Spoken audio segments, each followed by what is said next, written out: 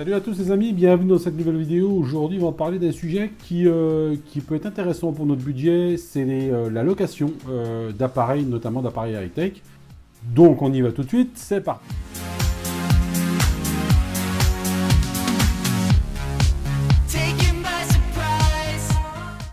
Donc comme je vous le disais, la location des appareils high-tech, ça peut être super intéressant dans le sens où pour notre budget, plutôt que d'acheter un truc super méga cher d'un seul coup, ou de faire un crédit revolving qui va nous coûter super cher, il y a des possibilités de louer les appareils pour étaler les paiements tout au long du mois. Mais attention, il y a quand même des petits conseils à donner et des pièges dans lesquels il ne faut pas tomber justement pour ne pas se retrouver à payer finalement, à louer un appareil bien plus cher que son prix initial. Pour moi, il y a trois types de location. Alors, la première, vous savez, c'est la location entre particuliers. On a besoin d'un appareil pendant un jour ou deux. Bon, évidemment, hein, on ne va peut-être pas trouver des iPads, des iPhones, des Samsung Galaxy S6, S7, etc., etc. Non, mais on peut trouver, j'ai vu dans les sites de location entre particuliers, des imprimantes, des GPS, certes d'ancienne génération, mais c'est pas bien grave, des GPS pour 5 € par jour, 2 € par jour, l'imprimante pareil, j'ai même vu des machines à café, etc. Ça, c'est le type de location bien sympathique, plutôt que d'investir dans un truc qui va nous servir une fois par an. Ben là, on loue un truc de 3 jours qui peut nous revenir au final une quinzaine d'euros, une vingtaine d'euros, et puis c'est fini, on n'en parle plus, on le rend dans l'état qu'on l'a reçu à son propriétaire, et c'est bien. Voilà le premier type de contrat de location, mais celui-là, je ne vais pas trop en parler. Il y a deux types encore de contrats de location, et là il faut faire attention. Le premier type, c'est notamment lorsqu'on loue des téléphones. La Fnac le fait, d'autres le font. Alors donc il y a les smartphones, il y a les montres connectées maintenant qu'on peut louer. Alors ce que je trouve bien avec ce type de contrat de location, c'est que c'est pas un crédit à la consommation, c'est pas un crédit revolving, on n'a pas de réserve d'argent, soyons clairs là-dessus.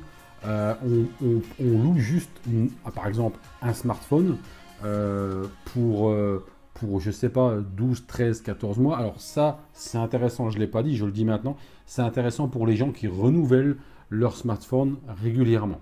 Ça, c'est super intéressant, puisque les constructeurs aujourd'hui sortent en moyenne un nouveau téléphone tous les 12, 13 mois. On est d'accord, les montres connectées, bon, c'est pas encore ça, mais pour les smartphones, c'est ça, c'est en gros tous les 12-13 mois. Pour ceux et celles qui ont envie de changer régulièrement de téléphone, c'est une bonne solution. On étale le paiement et ça va, je sais pas, entre 30, suivant ce qu'on loue, entre 30 et 38, 40 euros, voilà. Et lorsqu'on arrive au bout du 12e mois, 13e mois, là, le contrat nous permet de renouveler notre téléphone. Le nouveau téléphone sort, on a envie de l'avoir, il suffit qu'on aille voir notre loueur, et on lui dit voilà, maintenant, bah voilà, j'ai envie de louer ce téléphone-là qui vient de sortir. Et puis bim, le contrat est reconduit avec peut-être par mensualité 1 ou 2 € en plus ou 3 € en plus par mensualité parce que nouveau téléphone dit certainement location un peu plus chère. Et puis ainsi de suite, ça peut être indéfiniment comme ça. Alors évidemment, le téléphone, il vaut mieux en prendre super soin, peut-être souscrire une assurance parce que s'il arrive un truc, ça peut être pour notre pomme. Mais pour ceux qui aiment renouveler régulièrement leurs objets high-tech, comme les smartphones, ça peut être une solution qui est bien, à condition de le renouveler régulièrement tous les 12e ou 13e mois. Parce qu'après, si on attend plus, on va payer le prix fort du téléphone. Et je vois pas trop l'intérêt, autant l'acheter dès le départ chez le constructeur. Voilà, parce que je vois pas trop l'intérêt d'avoir un contrat de location pour payer le prix fort du téléphone. Donc voilà, ça c'est le genre de contrat de location qui est super intéressant si on renouvelle régulièrement tous les ans son téléphone.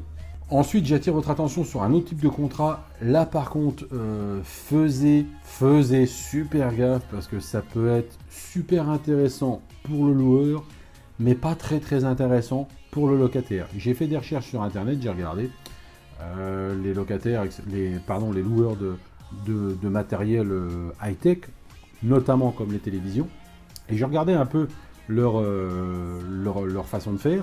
Ils vous proposent plusieurs gammes de télévisions, c'est même les dernières télévisions qui sortent en ce moment, donc ils ont des gammes de télévision très récentes, donc ça peut être intéressant.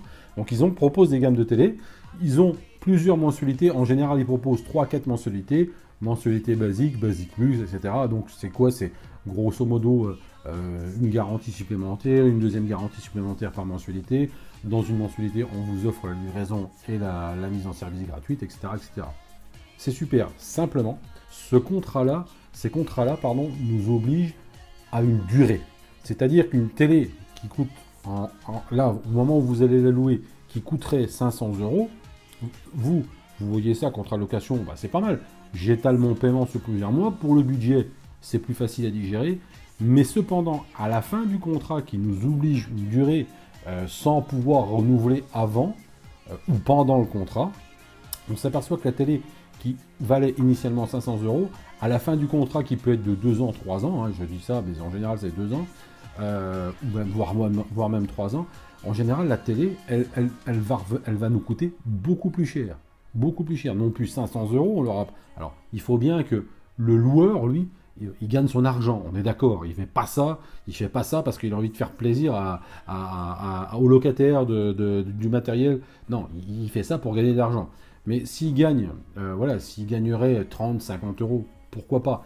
Mais là, il y a quand même des loueurs qui font fort, qui à la fin, c'est pas 30, 50 €. On est sur du 100, 150 €, 250 € plus cher que le prix initial de la télé. Donc il faut faire quand même super gaffe. Je vous invite vraiment, si vous êtes intéressé par la location d'une télévision ou autre, mais avec un contrat qui vous oblige à une durée sans pouvoir renouveler la télé pendant cette durée-là du contrat, faites bien attention, faites bien vos comptes, calculez bien, parce qu'on sait très bien que le high-tech aujourd'hui, même quand la télé sort ou la nouvelle tablette sort ou le nouveau smartphone sort, etc., il vaut un certain prix. Mais on sait très bien que dans ce domaine-là, ça se renouvelle tellement facilement, tellement rapidement. On a toujours une nouvelle technologie qui arrive, ou alors une technologie existante qui est améliorée, etc., que ce qu'on achète, je raconte une connerie, par exemple, au mois de janvier, est presque déjà obsolète en février. Donc vous imaginez une télé que vous avez achetée 500 €, 2 ans après, elle ne vaut plus rien. C'est tout juste si c'est pas vous donner de l'argent pour vous en débarrasser. J'exagère peut-être un peu très, c'est ça. Mais voilà, il faut faire vraiment attention aux contrats de location, surtout ceux-là qui vous obligent à une durée et qui ne vous donnent pas la possibilité de renouveler pendant la durée du contrat votre appareil high-tech. Donc voilà, je voulais en parler de ces contrats de location. Faites des recherches sur internet, n'hésitez pas avant de vous lancer. Voilà les amis, j'espère que cette vidéo vous aura plu. Si vous avez aimé, mettez un pouce bleu, ça fait toujours plaisir. Si vous voulez vous abonner à ma chaîne YouTube, allez-y, hein, c'est gratuit, hein, je vous le dis, mais c'est gratuit. Mes liens de mes différents réseaux sociaux, Facebook, Twitter, Instagram, sont en dessous de cette vidéo. Voilà, tout simplement. Je vous dis à très bientôt pour une prochaine vidéo, les amis. Bye bye, et plein de bonnes choses à vous. Salut!